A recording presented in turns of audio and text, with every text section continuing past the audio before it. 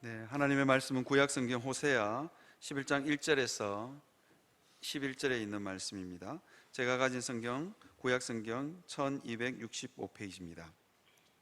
구약성경 호세아 11장 1절에서 11절에 있는 말씀입니다. 함께 교독하도록 하겠습니다. 마지막 11절은 다 같이 합독하도록 그렇게 하겠습니다. 제가 1절 읽습니다.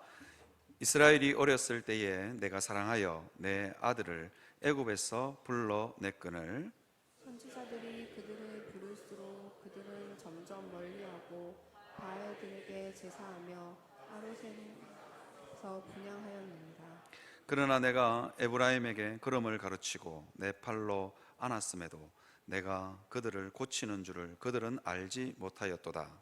내가 사랑의 줄 곧 사랑의 줄로 그들을 이끌었고 그들에게 대하여 그 목에서 멍에를 벗기는 자 같이 되었으며 그들 앞에 먹을 것을 두었노라. 그들은 애굽 땅으로 되돌아가지 못하겠거늘 내게 돌아오기를 싫어하니 아수르 사람이 그 임금이 될 것이라. 칼이 그들의 성읍들을 치며 빗장을 깨뜨려 없이 하리니 이는 그들의 계책으로 말미암은. 내 백성이 끝끝내 내게서 물러가니 비록 그들을 불러 위에 계신 이에게로 돌아오라 할지라도 일어나는 자가 하나도 없도다. 에브라임이여 내가 어찌 너를 놓겠느냐.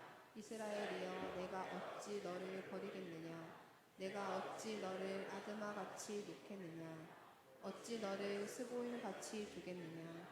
내 마음이 내 속에서 돌이키어 나의 긍휼이 온전히 불붙듯 하도다.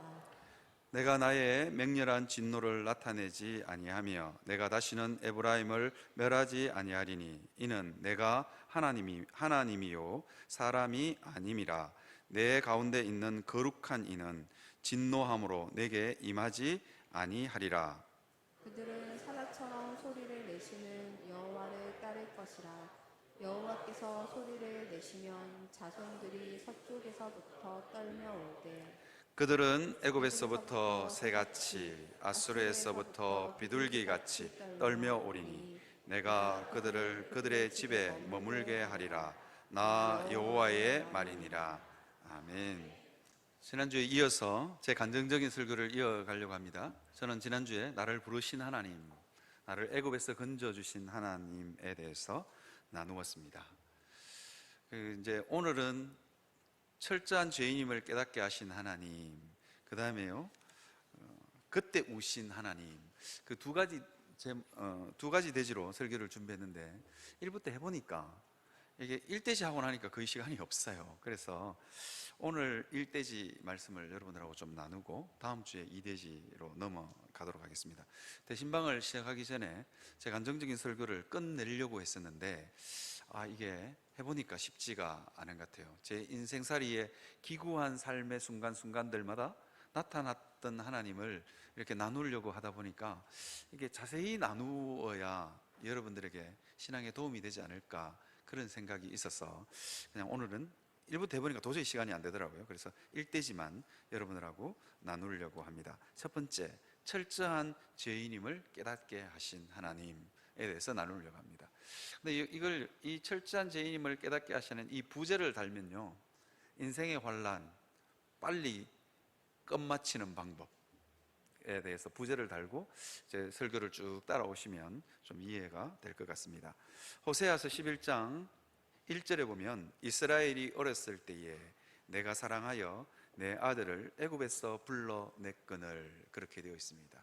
이스라엘이 어렸을 때에 하나님을 찾고 싶은 마음도 없고 우리 인생을 잘 들여다보면요, 우리가 하나님을 찾은 것이 아닙니다. 그냥 우리가 어렸을 때에 아무것 모를 때 하나님이 그냥 우리 삶 가운데 오셔서 우리를 꼭 품어주셨습니다. 그래서 하나님 그러는 겁니다. 하나님. 제 인생에도 그렇습니다. 그냥 시골 깡촌에서 무지랭이로 눈 하얀 실명인 아이로 그냥 일평생 그냥 그렇게 상처투성이로 살아갈 수밖에 없는 한 소년에게 하나님이 찾아오셔서 꼭 안으셨습니다. 그래서 하나님, 제 마음속에 잊혀지지 않는 하나님, 그 하나님이 제 삶 가운데 찾아오셨습니다. 그리고 나서 오늘 호세아 11장 1절에 보시면 한번 다시 띄워주시겠습니까? 오늘 문제가 어디 있냐면요, 애굽에서 불러냈거늘. 불러냈거늘, 그 다음에 하나님이 하시고 싶은 말씀이 너무너무 많은 거예요. 그죠? 불러내고 보니까 이게 문제가 심상치 않는 겁니다. 이 아이가요, 애굽에서 종살이를 오래 했습니다. 애굽의 그 처참한 환경들을 너무너무 많이 보고 자란 거예요. 그래서 이 아이의 마음을 고치려고 하니까 하나님이 기가 차는 겁니다. 아이의 마음에 상처가 너무 많이 가서 반항하고 하나님이 내한테 해준 건 뭐 있냐고 하나님을 향해서 삿대질을 하는 아이. 왜냐면요, 그 마음이 죄로 말미암아 철저하게 무너졌기 때문입니다. 하나님이 애굽에서 불러내었고 건져내었음에도 불구하고 건져내놓고 보니까 이게 물에 빠진 사람 건져줬더니만 내 보따리 내놔라고 하는 식이에요. 우리가 신앙생활을 우리가 다 그렇게 하고 있습니다. 하나님이 우리를 구원해 주신 그 은혜만으로도 너무너무 감사해야 되는데 안 그런 거예요. 하나님 내게 해준 게 뭐 있냐고. 그래서 이스라엘 백성들이요, 애굽에서 불러내었거늘 그렇게 해놓고는 호세아 11장 2절과 4절을 한번 볼까요? 선지자들이 그들을 부르면 부를수록 하나님을 점점 멀리 갑니다. 하나님 아닌 다른 것에 뭐가 있을까? 하나님 아닌 것에 내 행복이 있을까?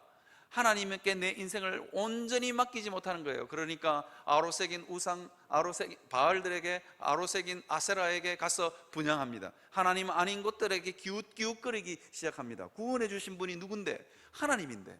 근데 우리가 다 이렇게 살아가고 있는 겁니다. 하나님이 에브라임에게 걸음을 가르치고 내 팔로 안았음에도 내가 그들을 고치는 줄을 그들은 알지 못했다. 제 인생에도 마찬가지였습니다.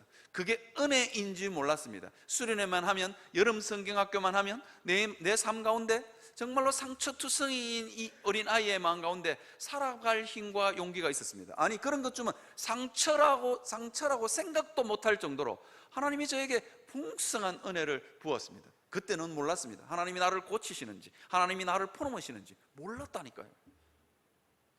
그걸 보십시오. 4절에 보시면 사람의 줄 곧 사랑의 줄로 그들을 이끌었고 그들에 대하여 그 목에서 멍에를 벗기는 자같이 되었으며 그들 앞에 먹을 것을 두었노라. 하나님이 끊임없이 우리를 그렇게 사랑하십니다. 저에게는요, 아이가 3명 있는데 사춘기 아이들, 정말 눈에 넣어도 아프지 않은 딸, 정말 얼마나 착했는지 모릅니다. 성냥팔이 소년 동화책을 읽어주면 엄마 어딨냐고 줄줄 우는 그 딸, 참 괜찮은 딸이었어요. 그런데요, 사춘기가 되니까 이 딸이 눈을 똑바로 뜨고 옛날에 그 눈물을 뚜둑뚜둑 흘리던 눈은 어디 가고 사춘기 딱 되니까 눈을 탁 엄마 아빠를 향해서 꼬라보면서 뭐라 그러는지 아세요? 엄마 아빠가 나한테 해준 게 뭐가 있냐고, 왜 내 인생이 참견하냐고.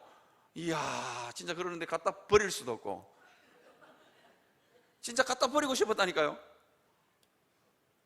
이게 우리입니다. 이게 우리. 그 누나가 하는 짓거리를 보고 자랐던 우리 둘째는요, 엄마 나는 절대로 사춘기 안 할게. 그러더만 요즘은 게임하지 마라 그러면 막 눈을 부라리고 내 인생에 해준 게 뭐 있냐고, 내 게임하는데 도와주는 게 뭐 있냐고. 아이고, 정말 사춘기 안 하겠다고 그렇게 약속해놓고는 나는 절대로 안 그럴게, 나 사춘기 안 할게. 그래서 지금 우리 막내가 그 형의 모습을 보고 엄마 나는 진짜로 안 한다, 진짜로 나는 사춘기 안 한다 그러고 있는데, 진짜로 안 하는지 두고 봐야 될 일이죠. 안 할 것 같지는 않습니다. 이게 우리입니다. 흑암과 어둠의 권세에서 우리를 건져내었음에도 불구하고, 여러분 호세아 그 11장 4절을 보시면요, 왜 하나님이 그들 앞에 먹을 것을 갖다 두었을까요? 왜 먹을 것을 갖다 두었을까요? 하나님이요, 우리 인생들이 나타나면 하나님이 우리 인생들 앞에 나타나면 우리가 뭐라 그러잖아. 하나님 보기 싫다고, 너희들 해준 게 뭐 있냐고, 하나님 저리 가라고. 이게 우리거든요. 그러니까 하나님이 저러다가 굶어 죽으면 어떨까 싶어서 하나님이 슬쩍슬쩍 하나님의 은혜를 끼워 넣는 거예요. 마치 있잖아요, 사춘기 아이들이 엄마 아빠 해준 게 뭐 있어? 그러고 문 꽝 닫고 지집도 아니면서 내 집인데 문 꽝 닫고 들어가가지고 들어오지 말라고. 지집 아니라니까 내 집인데. 그러는 아이 보면서 부모가 니 그냥 굶어 죽어라 나오지 말고, 이런 부모 없잖아요. 그 방문 앞에다가 음식을 갖다 줘. 야, 속도 좋지. 제 아는 학부모는요, 제 아는 그 집사님은요, 아이가 그 방문 끌어 잠그고 죽으라고 일본 애니메이션을 보고 있는데, 죽을까 싶어가지고 맛있는 거 해다가 그 방문에다가 밀어 넣어준다니까. 제발 이거 먹고 게임하라고. 죽을까 싶었어. 예를 들면 하나님이 그들 앞에 먹을 것을 두었다. 그 말이 무슨 말인지 알겠죠? 우리가 너무너무 하나님 싫어하니까 하나님만 보면 화를 내고, 아니 하나님 우리 잘 되라고 하나님 말씀도 하시고 하나님 잘 되라고 하는데 왜 참견이냐고 자꾸 그러니까 하나님이 우리 죽을까 싶었어. 어느 날 설교 시간에 가끔씩 은혜를 두시는 겁니다. 먹고 살아라고. 영적으로 완전히 메말라 죽으면 안 되니까. 그들 앞에 먹을 것을 두었노라. 하나님 먹고는 하나님 그 먹을 은혜를 놓고는 하나님이 도망가. 무슨 죄인도 아닌데. 이게 우리가 믿는 하나님입니다. 사랑하는 성도 여러분, 우리 인생에 깊은 환란이 몰아칠 때마다, 하나님 정말 나를 버리신 것 같은 그런 생각이 들 때마다, 내 인생이 이대로 망할 것 같은 그런 인생의 바닥을 만날 때마다, 여러분 그 바닥 빨리 헤어나는 방법이 무엇인 줄 아십니까? 이 하나님을 기억하는 겁니다. 제가 1부 때는 제가 안 했는데요, 설교 대지를 확 바꿨기 때문에 2부 때는 하려고 합니다. 호세아 11장 8절을 한번 띄워주시겠습니까? 호세아 11장 8절을 한번 띄워주시길 바랍니다. 호세아 11장 8절을 보면, 에브라임이여 내가 어찌 너를 놓겠느냐, 이스라엘이여 내가 어찌 너를 버리겠느냐, 내가 어찌 너를 아드마같이 놓겠느냐, 어찌 너를 서보임같이 두겠느냐. 이게 하나님의 고백입니다. 우리가 그렇게 하나님 싫다 그래도, 하나님 싫어서 온갖 우상을 섬기고 하나님 싫어서 하나님을 떠나고, 그 끝내는 우리가 바벨론으로, 아수르로, 포로로 잡혀가는 그 인생의 밑바닥을 경험할지라도 하나님이 우리를 포기하지 않으신다니까요. 하나님이 우리를 잡고 있다니까요. 이걸 기억하시길 바랍니다. 그래야 환란이 빨리 끝납니다. 그래야 인생의 저 밑바닥 가운데서 우리가 올라올 수 있습니다. 어쨌든 넘어지고 쓰러지더라도 하나님 붙들고 넘어져야 됩니다. 그죠? 하나님 붙들고 넘어져야 됩니다. 그런데 우리가 이 영적 전쟁을 포기하면요, 우리에게 복음으로 말미암는 그 은혜와 복이 우리에게 멈춥니다. 때가 되면 하나님은 우리로 하여금 어렸을 때는, 초신자였을 때는 하나님이 그냥 우리를 고이 품어 주셨습니다. 그런데 일정 정도 시간이 되면 우리가 하나님을 붙들고 하나님 앞에 매달리게 하십니다. 그래야 우리의 치유가 급속하기 때문입니다. 그래야만 우리의 인생이 고쳐지기 때문입니다. 여러분, 나를 버리지 않는 하나님. 여기에 보면요, 호세아 11장 11절에 보면, 아드마같이 스보임같이 내가 너를 놓겠느냐, 내가 너를 버리겠느냐, 그렇게 하잖아요. 여기에 이 아드마와 스보임이 어떤 땅이냐, 어떤 곳이냐, 소돔과 고모라가 멸망할 때 함께 유황불이 내려서 멸망한 땅입니다. 그러니까 소돔과 고모라 옆에 있다가 불똥 튀어가지고 유황불이 같이 떨어져가지고 타 죽은 성입니다. 그런데 하나님 뭐냐면, 에브라임이여 내가 너를 아드마같이 놓겠느냐, 스보임같이 너를 버리겠느냐. 하나님 절대로 그러지 못하신다는 겁니다.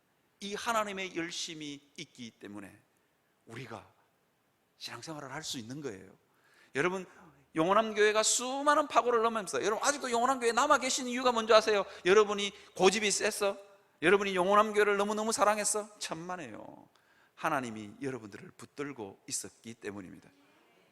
어렸을 때요, 우리 어머니가 가끔씩 매를 드시는데, 저는 우리 어머니가 매를 들 때마다 제일 무서운 매가 있어요. 제가 나이가 이제 초등학교 서슬 가니까 제가 달리기 선수였다 아닙니까? 육상 선수. 제가 달리기 잘합니다. 초등학교 3학년만 되니까 우리 어머니가 때리려고 부지깽이를 들고 저를 쫓아와도 우리 어머니가 못 따라와.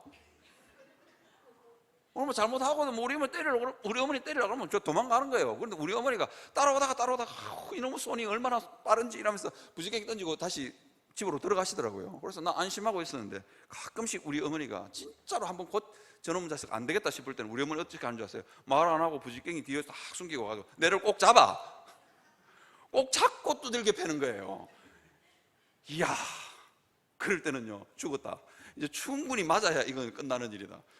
맞아야 됩니다. 그때는 우리 어머니가 저를 꼭 잡고 때릴 때는 이거는 맞을 짓을 했다, 그렇게 생각하고 맞습니다. 하나님이 우리를 어떻게 하시냐, 우리를 꼭 잡고 계십니다. 그리고 때때로는 우리를 때리기도 하시죠. 그리고 우리가 얼마나 죄인인지를 보게 하시기 위해서 하나님이 품었던 손을 거두을 때가 계십니다. 왜요? 그것 봐야만 진짜로 철저한 죄인이고 정말로 죄로 말미암아 비참한 존재인 것을 깨달아야만 뭐 한다고요? 하나님 붙들 수 있기 때문입니다. 여러분, 우리 다 그런 사람 아닙니까? 지금은 자존심도 살아있고 지금은 내 고집도 살아있고 그렇지만요, 우리가 처음 예수님 믿을 때 전혀 가능성이 없어서 주님 십자가 붙든 게 우리 아닙니까? 여러분, 그 사실 잊지 않았으면 좋겠습니다. 그 사실 잊지 않았으면 좋겠습니다. 그러면요, 내 옆에 있는 성도 아무리 나쁜 짓 해도요, 꼴도 배기 싫어도요, 용서된다니까요. 왜 그게 안 됩니까?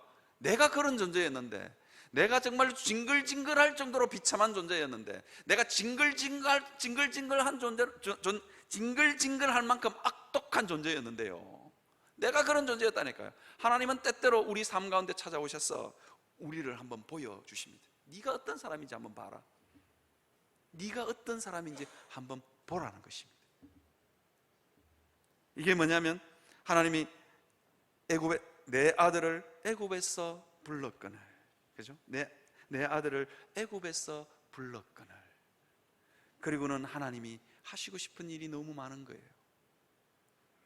그 애굽에서 불러낸 아들, 그냥 죄와 더불어 먹고 마시는 삶으로 그냥 그 인생이 끝났으면 좋겠습니까? 여러분들이 이 땅에 자녀를 낳았는데 그 아들 그냥 무지랭이처럼 이 땅에 죄와 뚫뚫 굴고 살고 멸시천대 한 몸에 받고 그냥 살기를 바라십니까? 그런 부모는 하나도 없을 겁니다. 그래도 사람같이 살다가 사람같이 살아야 안 되겠어요? 내 눈에 흙 들어가기 전에 내 아들 사람같이 사는 거 한번 보는 거, 내 자녀 사람같이 사는 거 한번 보는 거, 그거 우리 소원 아닙니까? 그죠? 하나님도 마찬가지입니다. 애굽에서 불러내고 보니까 내 아들의 모습이 너무 처참한 겁니다. 내 아들의 마음이 너무 뒤틀린 겁니다. 망가질 대로 망가진 겁니다. 그런데 그 아들을 보시면서 하나님 어떻게 하신 줄 아세요? 아궁이 속에 불타고 있는 장작덩어리 같은 우리를 하나님이 보시고는 너무 불쌍한 거예요. 그래서 하나님이 손이 뜨거운지도 모르고 손이 데이는지도 모르고 그 아궁이 속에 훅 손을 넣어가지고 그 장작덩어리 같은 우리를 건져내셨다니까요. 그게 우리입니다. 숯금뱅이. 근데 하나님이 끄집어내가지고 물 한 바퀴 훅 부어가지고 불을 껐어요. 그런데 그 장작덩어리 탁 쩌다 보니까 하나님이 너무너무 불쌍해. 이 숯금뱅이 붙이고 멸시와 조롱 한 몸에 받으면서 내 아들이 산다고 생각하니까 하나님이 너무너무 불쌍해요. 그래서 하나님이 어떻게 하시냐면 그 숯금댕이 보고 뭐라고 하냐면 그 숯금댕이 긁어내고 떨어내고 그 타담한 장작덩어리를 하나님이 그때부터 하나님의 걸작품으로 조각해 가십니다. 이게 우리 인생입니다. 이게 우리 인생이라고요. 하나님이 그 걸작품으로 다듬기 위해서 때로는 조각돌을 우리 몸에 들이대기도 합니다. 때로는 대패로 밀기도 하고요, 때로는 사포로 문지르기도 합니다. 그때마다 인생들이 아프지요. 죽겠다고 아우성을 치기도 합니다. 그게 인생입니다. 그런데 하나님은 우리를 향하신 하나님의 걸작품으로 다듬어 가시는 그 계획을 하나님은 포기하지 않는다니까요. 여러분 있잖아요, 우리는 어떠냐면 우리는 하나님 앞에 삿대질을 하고 하나님 왜 그러시냐라고 말할 수 있는 이유가 있습니다. 하나님이 자꾸 우리 몸에 걸작품으로 담기 위해서 조각칼을 들이대고 대패를 들이대고 사포로 문지르고 뭐 이러니까 우리는 아픈 거예요. 그러니까 하나님 뭐 해준 게 뭐 있냐고 그럴 수밖에 없는 게 우리입니다. 우리는요, 하나님 앞에 너무 아프고 그 하나님이 싫어요. 그러니까 하나님 앞에 우리 이렇게 합니다. 하나님 그냥 내버려 두면 안 돼요. 숯금댕이 붙이고 그냥 숯금댕이 붙이고 불에 타고 지는 인생이고 싶습니다. 우리가 솔직하게 그렇게 우리는 살고 있는 거예요. 근데 하나님은 결코 포기하지 않습니다. 인생의 이 환난과 이 하나님이 걸작품으로 다듬어 가시는 이 고난의 세월을 빨리 끝낼 수 있는 방법은 뭘까요? 하나님의 그 작업에 협조하는 겁니다. 그죠? 내 자신을 그냥 하나님께 한번 맡겨 드리는 겁니다. 근데 그거 안 맡게 되려고 인생 좀 편하게 살라고 발버둥을 치면 칠수록 하나님의 이 작업은 더 늦어집니다.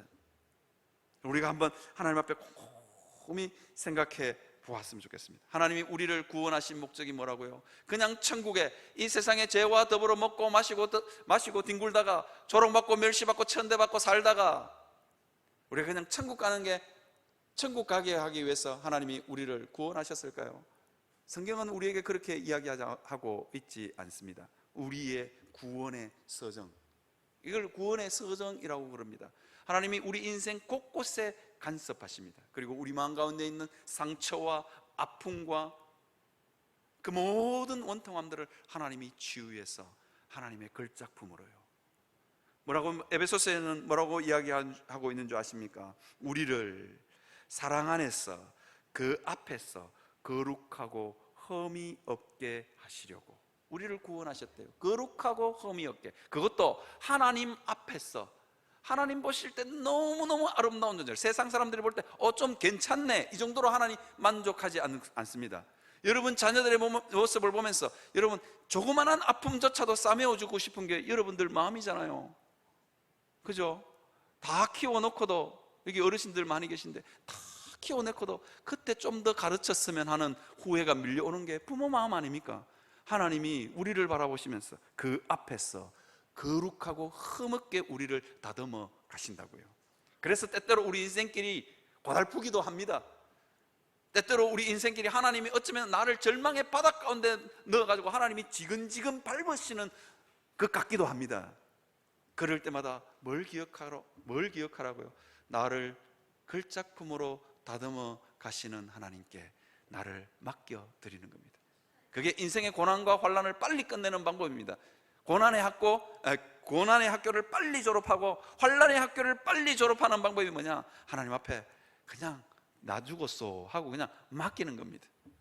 그래야 인생이 환난 학교, 고난의 학교를 빨리 졸업합니다. 학교는 빨리 졸업해야 되지요. 그 학교 몇 년씩 다니고 이러면 괴롭습니다. 논문도요 빨리 쓰고 빨리 졸업해야지. 그거 몇 년씩 끌고 이러면요 인생 망가진다니까요. 제가 보니까 캐나다에서 공부할 때 보니까 박사학위 받으려고 막 몇십 년씩 하다가 박사학위 받고 나 졸다고 죽는 사람도 봤어요. 얼마나 용을 썼는지. 빨리 끝내야 돼요, 고난의 학교는. 여러분 있잖아요, 때때로 우리 인생 가운데 하나님이 이렇게 찾아오십니다. 제 인생에도 드디어 하나님이 저를 꼭 품었던 팔을 하나님께서 놓으셨습니다. 그리고는 예전에는 내가 하나님을 찾지 않아도 하나님이 내게 은혜를 부으셨고, 내가 은혜를 달라 하지 않아도 먼저 알아서 은혜를 주셨고, 그냥 내가 그냥 하나님을 떠났음에도 불구하고 내 앞에 먹을 것 놓아두시고 은혜의 접시를 놓아두고 떠났던 하나님이 드디어 저에게도 은혜의 팔을 거두셨습니다. 이유도 없이, 아무것도 없이 그냥 거두셨어요. 뭐 하라고요? 내가 하나님 붙들고 늘어지라고요. 그래야 내 인생이 정말로 치유되기 때문입니다. 저는요 이제 제 인생 이야기를 좀 하려고 합니다. 저는 예수님을 영접한 후에 울산에 있는 고등학교에 진학했습니다. 저는 사실 어디를 가고 싶었냐면 공고나 농고를 가고 싶었습니다. 우리 집안에 형 누나들 전부 다 공고를 다니고 뭐 이렇게 실업계 고등학교를 다녔으니까요. 동네 형들도 다 농고를 다니고 공고를 다녔어요. 나는 그 형들이 너무 멋있어 보였어. 나도 공고나 농고를 가고 싶었어요. 근데 중학교 성적이 꽤 좋았어요. 저는 꽤 괜찮은 공고를 갈 수 있는 성적이었어요. 여러분 용남교회에 와서 알았는데 부산 기계공고가 요 옆에 있더라고요. 제가 저 고등학교를 올 뻔했다는 거 아닙니까? 제가 고등학교 다닐 때만 해도 저 공부 잘하는 학생이 들어가는, 맞죠? 그죠? 네. 그 다음에 저기보다 좀 더 좋은 공고가 있었는데 대구 구미에 있는 금호공고, 거기는 학비를 다 대주는, 우리 아버지가 거기를 너무 가기를 원하셨어요. 공짜니까. 근데 저는 거기에 갈 성적도 됐는데 갈 수가 없었어요. 왜 못 갔을 것 같아요? 신체 검사에서 걸린 거예요. 눈이 한쪽 실명이니까 이게 신체 검사로 공고를 갈 수가 없는 거예요. 그래서 어쩔 수 없이 인문계 고등학교를 갔다는 거 아닙니까? 하나님이 제 인생 가운데 숨겨놓은 신의 한 수, 저놈은 가만 놔두면 공고 가가지고 그냥 지 원하는 대로 살 거니까 눈은 한쪽 딱 막으셔가지고 저를 인문계 고등학교 가게 하셨습니다.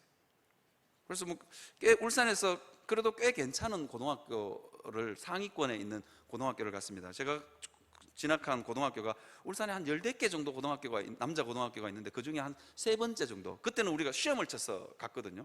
제가 그 시험을 쳐서 합격했다는 거 아닙니까? 제가 제일 좋은 고등학교를 다닌 건 아닙니다. 왜냐하면 울산에는 과학고에 준하는, 전국에서 서울대를 제일 많이 보내는 학교가 하나 있었거든요. 과학고에 준하는 고등학교가 하나 있었는데 거기는 죽었다 깨어나도 못 가겠더라고요. 그래도 저는 나름대로 시골에서 수제 소리를 들었다니까요. 왜냐하면 그 시골 중학교에서 인문계 고등학교를 진학하는 아이들이 몇 손가락 안에 안 들어갔습니다. 안 됐습니다. 그러니까 좀 꽤 괜찮은 학교에 진학하게 되었죠. 제 아내는 울산에서 과학고 수준의 여고를 다녔어요.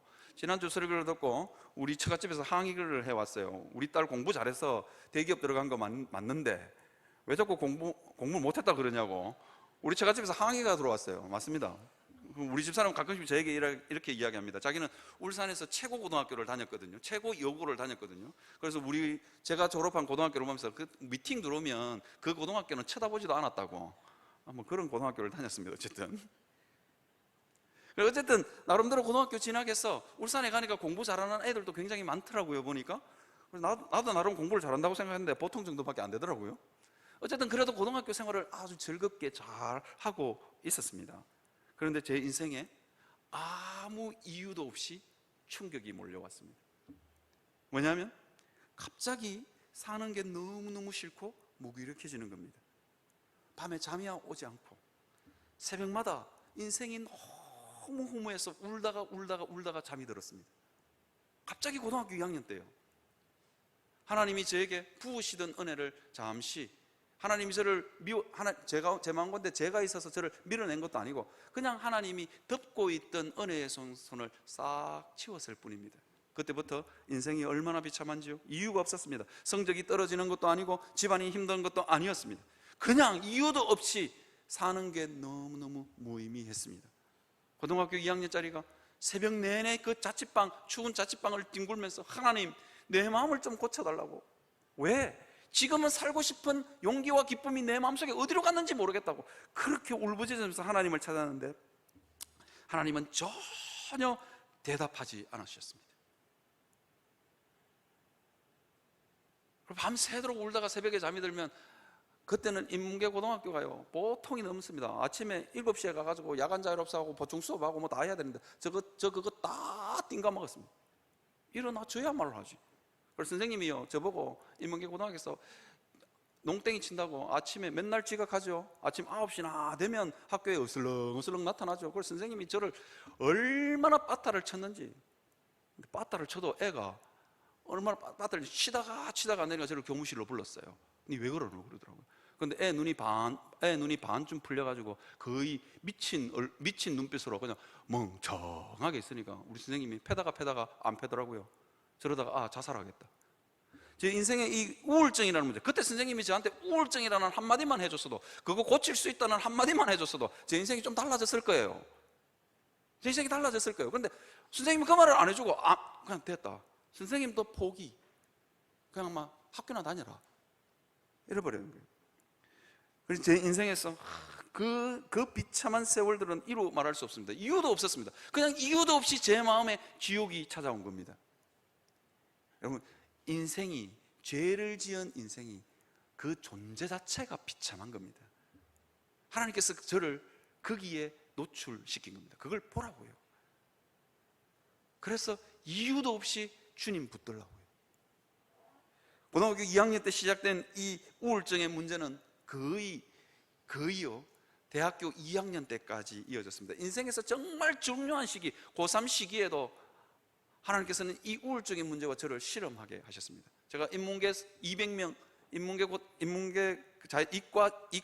이과하고 문과하고 나라 문과에서 제가 한 200명 정도 있는 데서 제가 한 20등 정도 했거든요. 전교. 반에서 20등 아니고 전교. 좀 잘했다니까요. 그래도 반에도 최소한 4반이었는데 그 중에 한 5등 정도는 해야 그 20등 안에 드는 거 아닙니까? 그런데 그 고민을 시작하고는 일자가 하나 더 붙었어요. 백등 밖으로 밀려났다는 거죠. 그 정도로 힘든 시간이었습니다. 참 그런 시장 가운데 제가 끊임없이 하나님을 찾았습니다. 하나님, 저 좀 살려달라고. 이 마음으로는 살 수 없다고.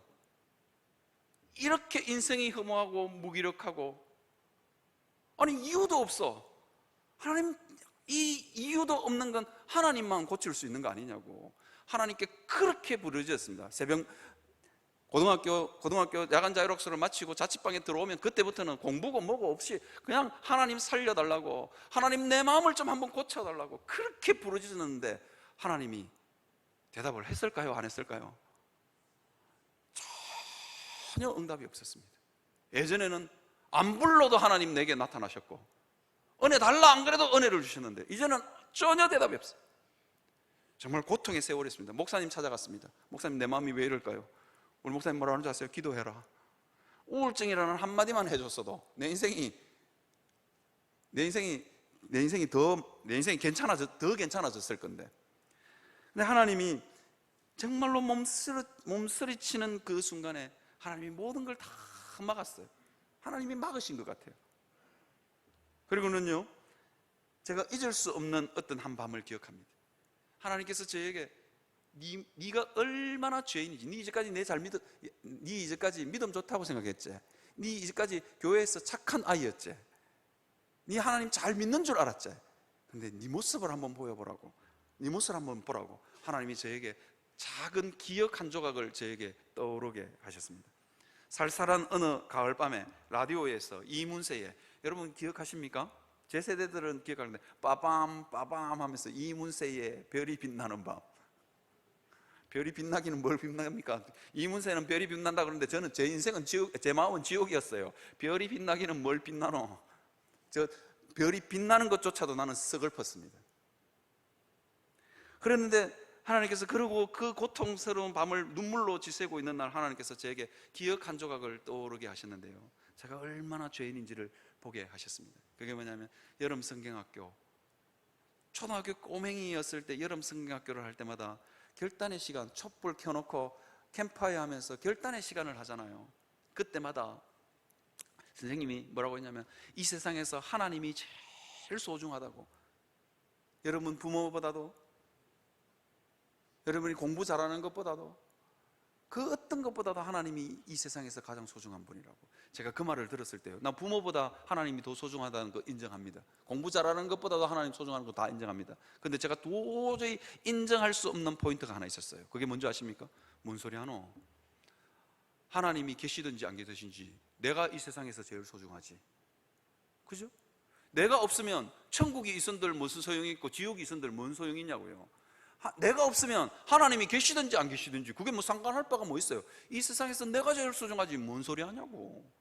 저는요, 이 생각이요, 그러면서 선생님이 그 이야기할 때마다 그때 피식 웃었어요. 피식 웃고요, 그 다음부터도 설교 시간이나 이럴 때 하나님이 제일 소중하다는 말이 나올 때마다 저는 웃었습니다. 뭔 소리 하냐고. 속으로 웃었습니다. 이 세상에서 내가 제일 소중하지. 천국이 있은들, 하나님이 내게 복을 부은들, 하나님이 아무리 복을 많이 가지고 계신다 한들, 하나님이 나를 부자로 만드신들, 부자로 만드실 만큼 큰 재물을 가지고 있은들 내가 없는데 뭔 소용이냐고요. 이 세상에서 내가 제일 소중한 존재 아니냐고요. 여러분들도 동의하지 않습니까? 저는 그 생각에 변함이 없었습니다. 근데 그날 그날 새벽에는요, 울다가 제가 하나님 앞에, 하나님 틀렸군요. 하나님이 이 세상에서 제일 소중한 분 맞습니다. 하나님이 생명을 흘려보내지 않는 인생이 얼마나 비참한지, 그 존재 자체가 비참하다는 걸 알았어요. 그래서 산다는 것 자체가, 하나님의 은혜 없이, 하나님의 생명 공급이 없이 사는 그 자체가 비극이라고 제가 하나님 앞에 고백했습니다. 그 추운 가을밤에 이문세의 별이 빛나고 있는 그 밤에 제가 철저하게 회개했습니다. 하나님 엎드리고 또 엎드렸습니다. 하나님 제일 소중한 분 맞으시다고요. 하나님이 없으면 이 우주 만물이 비참하다고요. 얼마나 철저하게 하나님 앞에 회개했는지 모르겠는데, 하나님 제일 소중한 분 맞습니다. 내가 제일 소중했다고 생각했던 거, 하나님 나 죄인 줄 알고 고백합니다. 그렇게 철저하게 고백하고 회개하고 나면 하나님이 제게 다시 그 은혜를 회복시켜 줄 알았습니다. 그런데도 하나님 정말 독하신 분입니다. 하나님 정말 독하신 분입니다. 한마디를 안 하셨어요. 그래, 알았다도 안 하셨어요. 그리고는 여전히 제 인생은 너무 허무했고 비참했습니다. 인생 자체가 비참했습니다. 이게 죄인의 본질적인 모습입니다. 하나님은 그 부분을 저에게 보여주신 것입니다. 그래서 회개해도 안 되고 무슨 기도를 해도 안 되고 자취방에서 밤새도록 또글또글 거리면서 하나님 살려가 달라 그래도 하나님 응답하지 않으셨습니다. 그래서 결론이 뭐냐면 죽자. 이건 죽어야 해결되는 문제다. 이거는 고등학교 2학년짜리의 마음 가운데 죽음의 그림자가 드리워지기 시작합니다. 죽자. 그래가지고요, 제가 진짜 죽으려고 제 고등학교 자취방 뒤편에 8차선 도로, 그때 당시에는 울산에서 제일 넓었던 도로였던 것 같습니다. 8차선 도로. 거기는요, 새벽 되면요, 차가요 100km씩 120km씩 쌩쌩 달립니다. 그 도로가 현대자동차까지 쭉 이어져 있거든요. 제가요, 죽으려고 그 도로를 지그재그로 걸었어요. 지그재그를 걸어서 어디까지 가냐면요, 거기서 한 30분을 걸으면 울산 병영이라는 데가 있는데, 울산 병영의 도로가에 지하수 물을 받아먹는 우물터가 하나 있었어요. 그 우물까지 제가 지그재그로 걸었다니까요. 밤마다. 지금 아마 그렇게 걸었으면 유튜브나 방송에 뜰 내용입니다. 어느 고등학생 밤마다 도로를 지그재그로 가로지르다 그러면서 유튜브에 한번 뜰 일 아닙니까? 밤마다 전설의 고향을 찍고 있으니까요. 그래서 제가 나중에 알았거든요. 장가 가서 우리 처갓집에 우리 집사람 데리고 장가 가려고 우리 집사람 데리고 처갓집에 인사하러 가는데 그 길을 지나갔다는 거 아닙니까? 그런데 우물이 없어. 내가 그토록 그 눈물에 젖은 그 우물을 마셨던 그 우물이 없어. 그래서 우리 집사람 보고 물었어요. 저 우물 어디 갔냐고. 그러니까 우리 집사람이 물었더니만 원래는 처음에 우물이 있었는데 몇 년 후에 마시는데 부족하다고 세균이 많아가지고 폐쇄됐다는 거예요. 진작에 말해주지. 제가 그 우물물을 얼마나 많이 마셨는데. 여러분, 그렇게 하나님 앞에서 몸서러치도록 살았습니다. 택시 아저씨가요, 어느 날 지나가다가 택시를 세우더니만 저한테 쌍욕을 하는 거예요. 자기도 얼마나 놀랬겠어요. 그 고등학교 시커먼 애가 하나가 시커먼 옷 입고 지그재그로 도로를 왔다 갔다 하는데 내 치어라 그러고 걷고 있는데 차들이 다 피해 가더라고요. 안 치여. 그런데 어느 날은요, 택시 하나가 세우더니만 저한테 막 쌍욕을 하는 거예요. 이놈의 새끼 죽으려고 막 이러면서 막 하는데요, 나 세상에 그런 욕은 들어본 적도 없습니다. 그런데요, 제가 고개를 쓱 들어가지고 아저씨를 더 쳐다봤어요. 아저씨가 눈이 반쯤 풀려가지고 정신병원에 가기 일보 직전인 거예요. 그러니까 아저씨가 이러면서 그냥 가시더라고. 이러면서 가시더라고요. 제가 그런 트럭 아저씨도 봤고 하여튼 베레베레 아저씨를 다 만났는데 하고 그냥 죽으라, 난 죽고 싶다 이런 표정으로 쳐다보면 아저씨들이 그냥 가. 그게 제 삶이었습니다. 하나님께서 철저하게 막으셔서 죄인인 내 모습을 보게 하셨습니다. 그리고는 그때마다 저는 끊임없이 하나님 앞에 매달렸습니다. 왜냐면요, 나를 어렸을 때 만나주신 하나님이 살아있다는 게 너무 분명했습니다.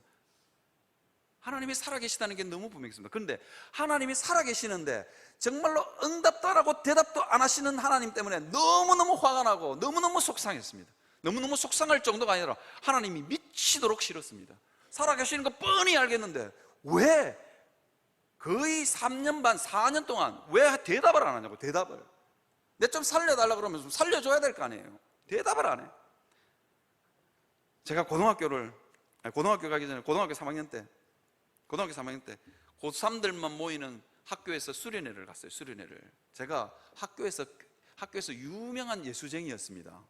왜 유명한 예수쟁이였냐면 고등학교 3학년 그때만 해도 입시 지옥이 있었기 때문에 주일날 뭐라고 했냐면 주일날 야간 자율학습을 나오라는 거예요. 근데 제가 가겠습니까? 그래도 예수 믿는 사람인데, 그래도 뼈대 있는 고신에서 신앙생활하는 사람 아닙니까? 나 안 간다고. 왜 안 가냐고 그러더라고요. 교회 가야 됩니다.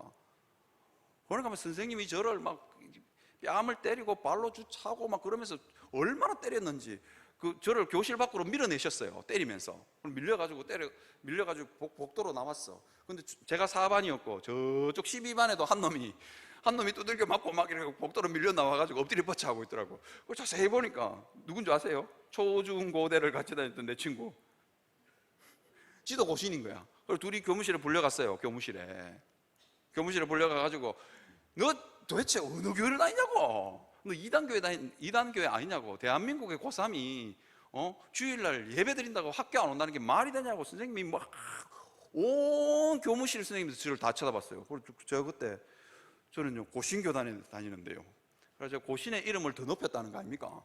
그래서 선생님이 고신 고자도 싫다고 했습니다. 고신 고자도. 저거 완전히 독종이라고. 고신. 나 고신교회 제일 싫다고 안 믿는 선생님이 그랬다니까요. 그런데 그 고3짜리가 9월 달에 수련회를 갔는데 하나님 때문에 미치겠는 거예요. 불러도 대답 없는 그 이름, 부르다가 내가 죽을 그 이름 하나님. 도저히 안 돼서 내가 부르다가 산산이 부서질 이름이요. 뭐 그 김서울의 시 있잖아요. 그거 부르면서 내가 술 한잔 마셔야 되겠다고. 내 친구들이 다 말리더라고요. 야, 니 예수 교회 다니는데 술 마시지 말라고. 제 친구들이 다 말리는데 난 뭔 소리야? 나 한 잔 마셔야 되겠다고. 그래서 소주를 거의 뭐 한 병, 두 병인가요? 완전히 막 꿀떡꿀떡 마셔. 취하지도 않더라고요. 그래서 제가 하늘을 향해서 삿대질을 했습니다. 하나님 진짜 살아계신 건 맞냐고. 삿대질을 하면서 하나님 살아계시면 한번 대답이나 한번 해보라고. 나를 버렸으면 버렸다고 말을 하든지 뭐냐고 막 그러면서 삿대질을 했습니다. 이게 뭐냐? 하나님 붙들고 넘어지는 겁니다. 오늘 집에 가서 술 드시지 마십시오. 그렇다고 술 드시고 하지 마십시오. 그래서 대학을 가게 되었는데요. 대학을 가면서 제가 시간만 나면 배낭을 울러매고, 제가 다녔던 대학교가 지리산이 가까웠습니다. 지리산으로 가는 거예요. 지리산 오르면서 하나님 정말 계십니까?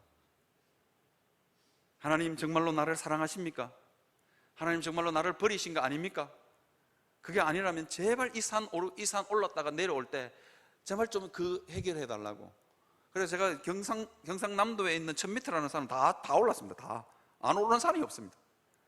그러면서 뭐라고 올라가서 산 올라갈 때는 하나님 제발 한번 말씀해 달라고. 그리고 만약에 하나님 내 버렸거들랑 그냥 이 산 오르다가 낭떠러지 떨어서 죽든지 눈밭에 얼어서 죽든지 그냥 막 죽여보라고. 그렇게 했는데도 하나님이 대답을 안 하셨다니까요. 그리고는 하나님이 철저하게 저를요 하나님 은혜 밖으로 밀어내셨습니다. 그때 제 고백이 뭔지 아십니까? 하나님 바지가랭이라도 잡고 늘어지겠다. 하나님이 나를 심판대 앞에 세워서 너 지옥이다고, 난 너 버렸다고, 그러면 나 하나님 바지가랭이라도 붙고 천국에 질질질 끌려갈 거라고. 이게 제 믿음의 고백이었습니다. 하나님이 그 믿음의 고백을 기뻐하셨던 것 같아요. 그 믿음의 고백을 기뻐하셨던 것 같아요. 하나님 내 버려가지고 난 너 싫다고, 너 지옥 가라고 그러면 나 하나님 바지가랭이 붙들고 난 늘어질 거라고. 그래서 늘어졌어. 난 그때 예수님 믿었다고 내가 그렇게 말하려고 했어요. 여러분, 이것도 하나님이 주신 믿음입니다. 하나님이 저에게, 여러분 사랑하는 성도 여러분, 제가 두 번째 대지를 다음 주에 여러분들하고 좀 나누려고 하는데요. 사실은 오늘 두 번째 설교까지 다 해야 이게 이제 설교가 마무리가 되는데 잠깐 설교가 안 끝난 것처럼 마무리를 하는데요. 사랑하는 성도 여러분, 우리가 넘어져도 하나님과 함께 하나님 붙들고 넘어져야 됩니다. 인생의 깊은 골짜기 내려갈 때요, 어떻게 내려가야 되는 줄 아십니까? 하나님 붙들고 내려가야 된다니까요. 하나님이 나를 지근지근 밟으실 때도, 하나님이 나를 버린 것 같고 하나님이 나를 지근지근, 하나님 어떻게 내 인생을 이렇게 망가뜨릴 수 있냐라고 말하는 그 순간에도 뭐 하셔야 된다고요? 하나님 붙들고 넘어지셔야 돼요. 하나님 붙들고, 하나님 바지가정에 붙들고 넘어져요. 그래야 우리 인생이 치유되고 고쳐진다니까요. 여러분, 우리는 절대로 이 하나님과 싸우는 이 영적 전쟁을 쉬거나 포기하면 안 됩니다. 그러면 우리에게 더 이상 예수 그리스도를 믿는 믿음의 복이 우리에게 없습니다.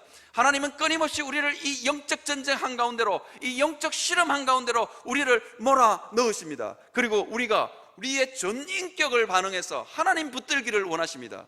왜요? 왜 그러실 것 같습니까? 그래야 예수 그리스도가 십자가에서 마련해놓은 그 구원의 복이 우리 것이 되기 때문입니다.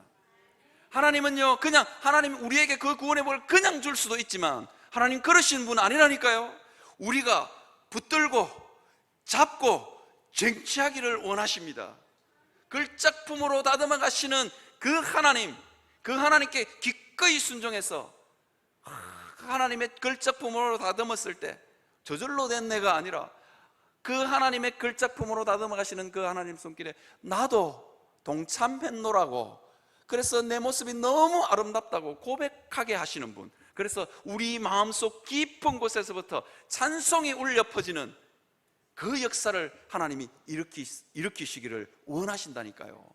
그래서 우리를 영적으로 실험하게 하시는 것입니다. 사랑하는 성도 여러분, 혹시나 여러분들이 영적 전쟁을 멈추지는 않았습니까?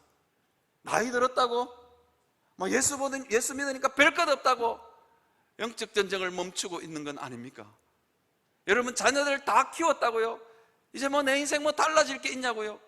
달라질 게 없다고요? 그래서 영적 전쟁을 멈추고 있는지도 모르겠습니다. 어쩌면 세상살이에 바빴어요. 세상에 나를 즐겁게 하는 것들이 너무 많았어. 영적 전쟁 포기하고 하나님 붙들고 늘어져야 됨에도 불구하고 그거 안 붙들고 늘어지는 거예요. 그러니까 우리에게 예수 그리스도가 십자가에서 마련하는 엄청난 구원의 복이 다 임하지 않는 겁니다. 사랑하는 성도 여러분, 넘어지고 쓰러지고 자빠지더라도 하나님 붙들고 넘어지시기를 바랍니다. 그래야 복이 있는 겁니다. 제 인생에서요, 저는 사실은 도망치고 싶었어요. 그런데 하나님이 저를 붙들고 있었어요. 하나님 없는 줄 알았거든요. 하나님 나를 버린 줄 알았거든요. 그런데 하나님 그때 나를 잡고 있었던 거예요. 그러니까 쓰러지고 넘어져도 하나님 교회 가서 그렇게 부르짖어도 대답 안 해도 또 교회 가.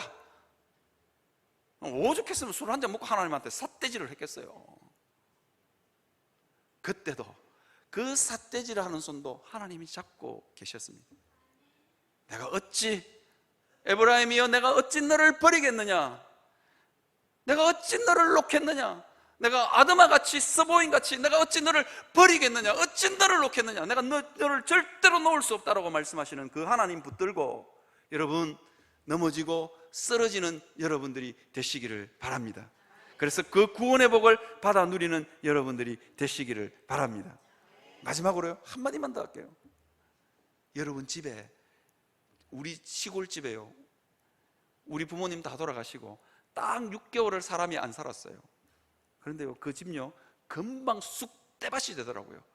우리 집에 있는 우리 집 뒤편에 뒷밭이 있는데요, 그게요 옛날에는 채소도 키우는 밭이었는데 딱 1년만 농사를 안 지으니까요 거기가 산이 돼버려요. 산이. 우리 인생도 마찬가지입니다. 하나님하고 영적 전쟁을 하지 않고 하나님 붙들고 쓰러지고 넘어지지 않으면요 우리 마음밭요 금방 폐허가 됩니다. 폐허. 여러분에게 부탁드립니다. 괴롭고 힘드셔도 하나님 붙들고 씨름하는 여러분이 되시기를 바랍니다.